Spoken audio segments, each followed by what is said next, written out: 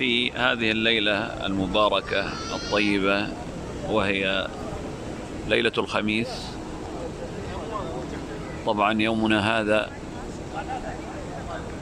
هو 11 من جماد الآخرة للعام 1444 للهجرة الشريفة، على صاحبها ونبينا وحبيبنا محمد صلى الله عليه وسلم أفضل الصلاة وأتم التسليم،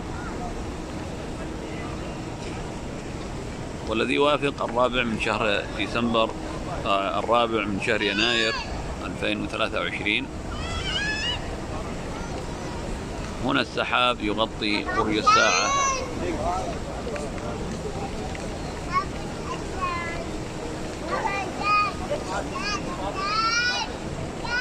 أنقل لكم هذه المشاهد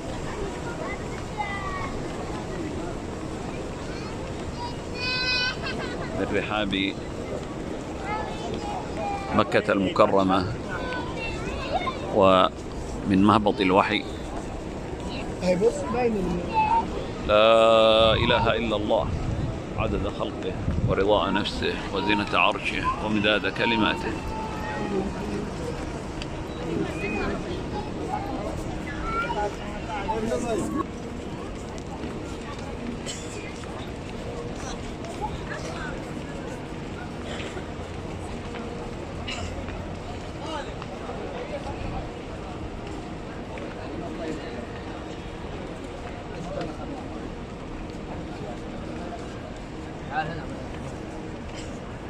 لا إله إلا أنت سبحانك إنا كنا من الظالمين.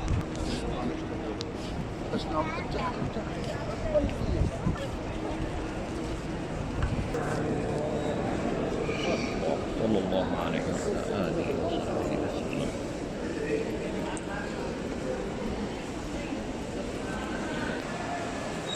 لا إله إلا الله وحده لا شريك له الملك وله الحمد يحيي ويميت بيده الخير وهو على كل شيء قدير.